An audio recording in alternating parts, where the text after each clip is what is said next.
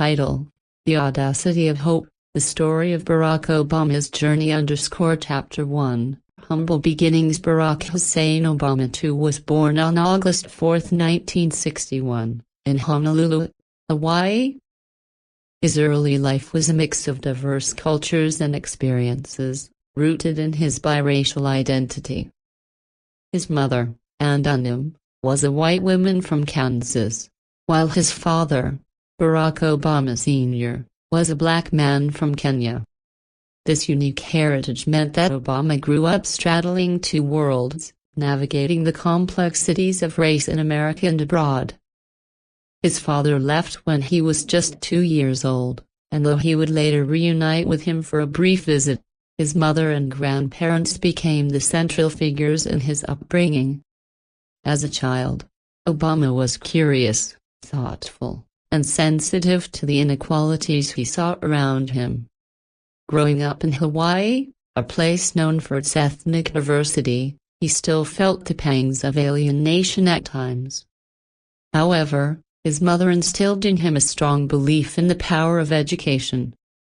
She would wake him up early in the morning to study, instilling a sense of discipline and resilience that would serve him well throughout his life. His mother often told him, "Barack, if you want to make a difference, you need to know more than the other person in the room."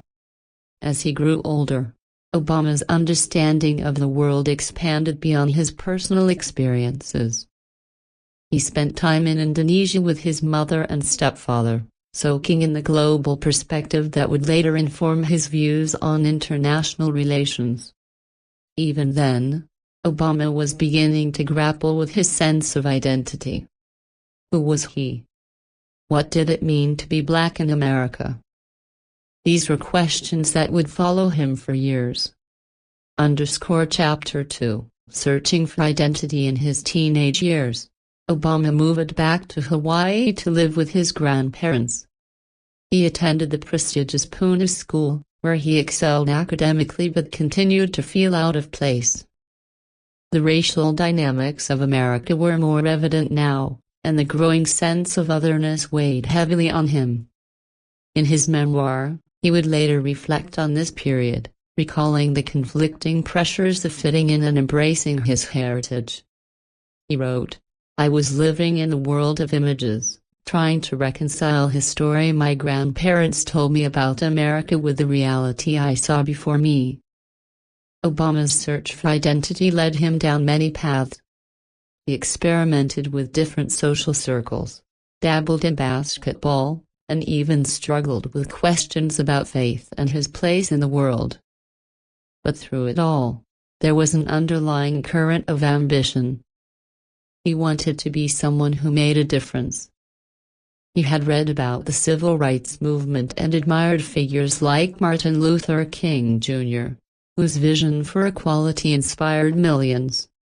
Obama, too, began to see the potential for change through public service. After high school, he attended Occidental College in Los Angeles. It was there that he began to become more politically active, joining discussions about racial inequality and social justice. But it was also a time of personal confusion. He realized that in order to find clarity, he needed to push himself out of his comfort zone. So, he transferred to Columbia University in New York City, a move that would mark the beginning of his journey into adulthood and public service. Chapter 3, The Call to Service in New York, Obama's worldview continued to expand. He majored in political science and international relations, fields that sharpened his understanding of global politics and the challenges facing marginalized communities. But more importantly, he began to see the impact of systemic inequality firsthand. The poverty and homelessness that surrounded him in the city were stark reminders of the work that needed to be done.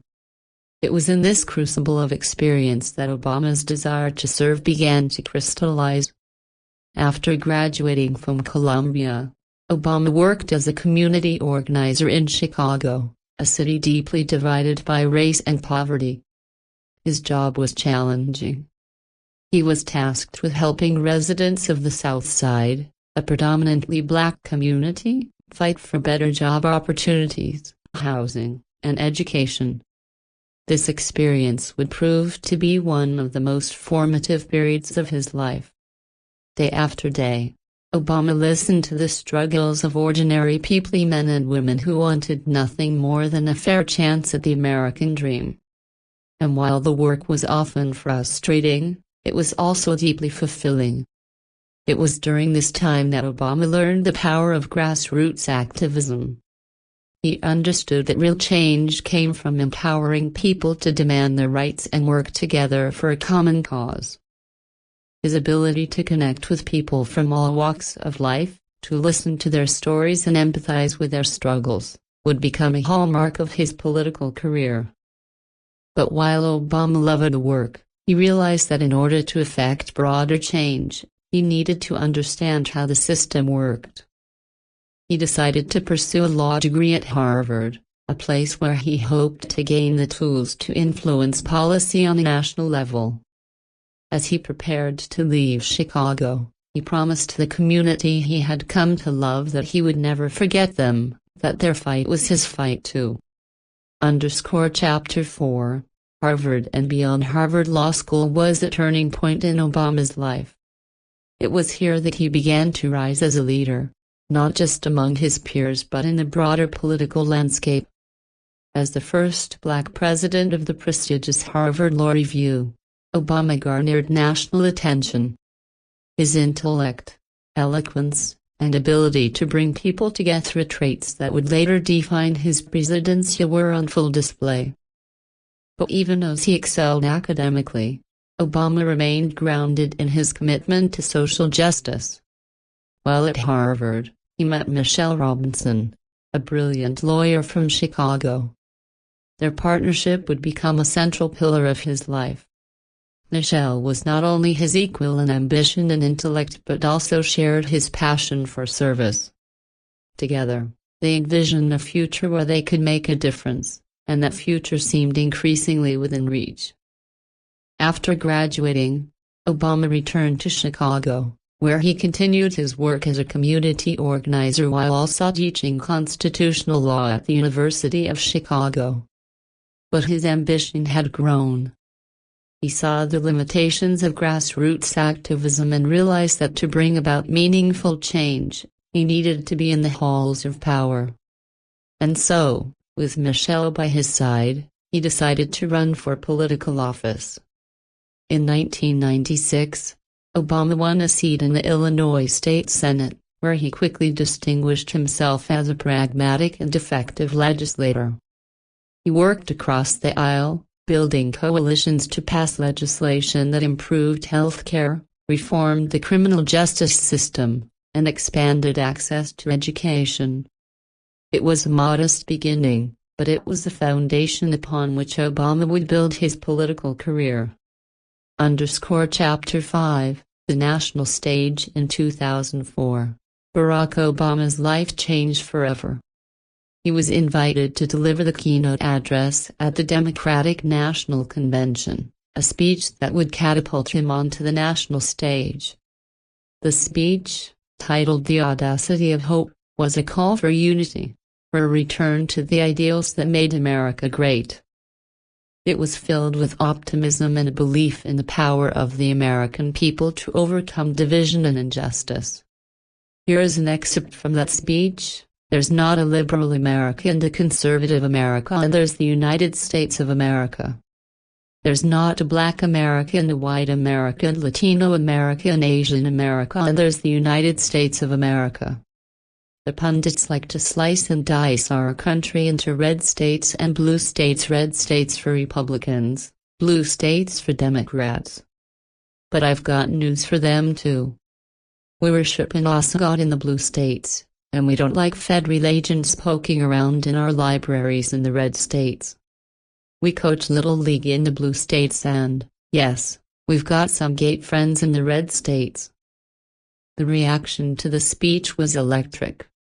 People across the country, from all walks of life, were inspired by Obama's vision for a united America. It was a message of hope, one that resonated deeply in a country that had grown weary of political cynicism. The speech made Obama a household name overnight and set the stage for his historic run for the presidency just 4 years later. As Obama's star rose, so did the expectations placed upon him. He knew that running for president would be the ultimate test of his ideals and his ability to bring people together. But more than that, he knew it was a chance to make history, to prove that America was ready for a leader who represented the diversity of its people. Chapter 6: The Presidential Campaign. Barack Obama announced his candidacy for the presidency on February 10, 2007, in Springfield, Illinois, at the very site where Abraham Lincoln delivered his famous speech on the Union of the United States. The symbolism was intentional. Obama believed that the country was in need of a leader who could heal the deep divisions that had developed in the wake of the Iraq War, the Great Recession, and a growing sense of political polarization. His message of hope and change resonated deeply with many Americans who were disillusioned by the status quo. The campaign trail was grueling. Obama faced fierce opposition, not just from the Republican Party, but also from his Democratic rivals, including Hillary Clinton.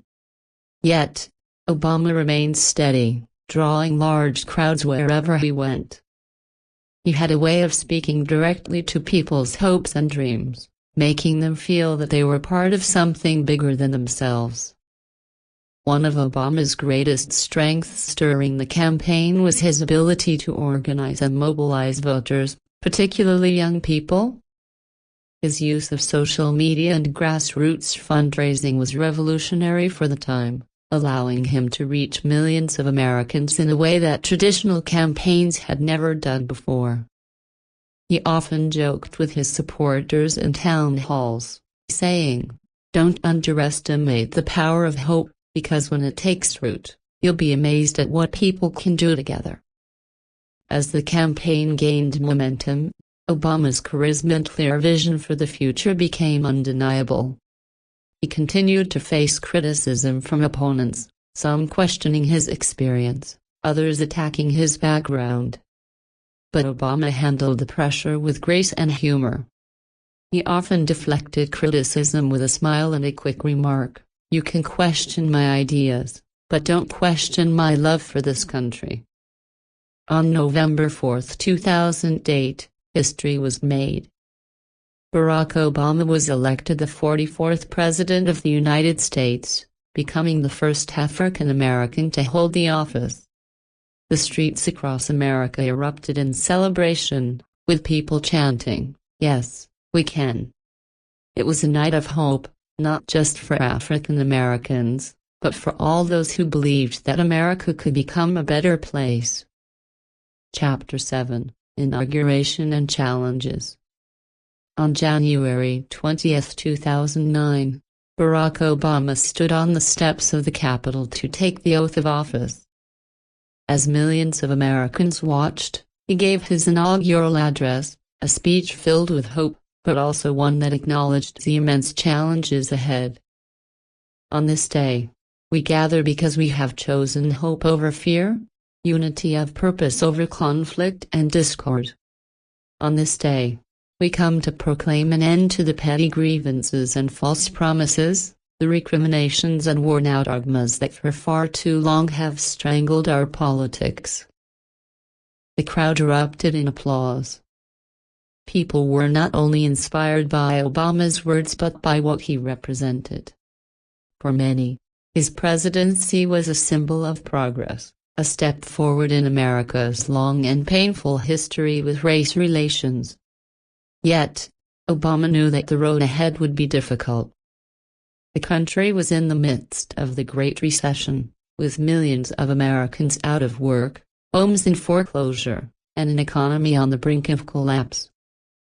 One of his first acts as president was to pass the American Recovery and Reinvestment Act, a massive stimulus package designed to jumpstart the economy. While the move was controversial, Obama believed that bold action was necessary to prevent another Great Depression. The debate over the stimulus was fierce, with some praising the president for taking decisive action and others criticizing the cost and scope of the plan.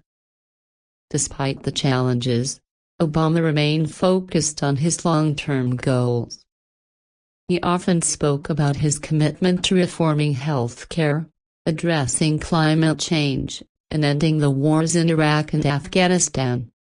But he also knew that change would not come easily. As he told his staff during one particularly difficult period, progress never comes without a fight, but that's what we signed up for, and that's what we'll keep doing. Chapter 8: The Affordable Care Act and Controversy.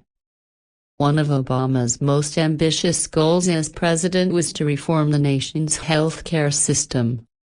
Millions of Americans lacked access to affordable health care, and Obama believed that this was not only a policy issue but a moral one. He often said, "No one in this country should go bankrupt because they got sick." The battle to pass the Affordable Care Act, also known as Obamacare, was one of the most contentious of Obama's presidency. The debates in Congress were heated, with Republicans accusing the president of overreach and Democrats arguing among themselves about the specifics of the bill. Despite the opposition, Obama remained determined. He crisscrossed the country, holding town halls and speaking directly to the American people about why health care reform was necessary. On March 23, 2010, Obama signed the Affordable Care Act into law. It was a historic moment, but the fight was far from over. The law faced numerous legal challenges, including a landmark case that went all the way up to the Supreme Court. Yet, through it all, Obama remained steadfast. "This is about real people," he said. "It's about families who've been denied coverage because of pre-existing conditions, or who can't afford the skyrocketing premiums. We didn't come here to do what's easy, we came here to do what's right." Despite the controversy, millions of Americans gained access to health care for the first time because of the law. While it wasn't perfect, Obama believed that it was a step in the right direction and that future presidents could build upon it. Chapter 9: International Diplomacy and Bin Laden. While much of Obama's presidency was focused on domestic issues, he also had to navigate complex international challenges. One of his key foreign policy goals was to end the wars in Iraq and Afghanistan and bring American troops home. He also worked to reset America's relationship with the world, particularly in the Middle East, where tensions had been high for years. One of the most significant moments of Obama's presidency came on May 1, 2011, when he announced that U.S. forces had killed Osama bin Laden, the mastermind behind the 9/11 attacks. The operation, carried out by Navy SEALs in Pakistan, was a daring and highly secretive mission. In a late-night address to the nation, Obama said, "Tonight, I can report to the American people and to the world that the United States has conducted an operation that killed Osama bin Laden, the leader of al-Qaeda, and a terrorist who's responsible for the murder of thousands of innocent men, women, and children." The reaction across the country was immediate. Crowds gathered outside the White House, chanting, "USA! USA!" It was a moment of national pride, and for many, it brought a sense of closure to the drama of 9/11. While Obama acknowledged that the fight against terrorism was far from over, the death of bin Laden was a symbolic victory. Chapter 10: Legacy and Reflection. As Barack Obama's presidency came to an end in 2017, he reflected on the highs and lows of his time in office. He had faced enormous challenges, from the Great Recession to international conflicts, to bitter political opposition. Yet, he remained optimistic about the future. In his farewell address, he spoke directly to the American people. I am asking you to believe, not in my ability to bring about change, but in yours.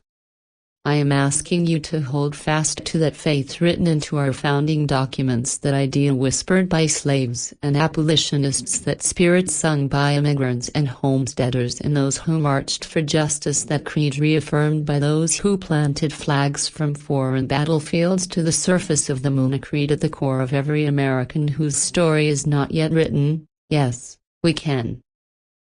The reaction to his farewell speech was emotional. People across the nation reflected on how far the country had come since his historic election in 2008.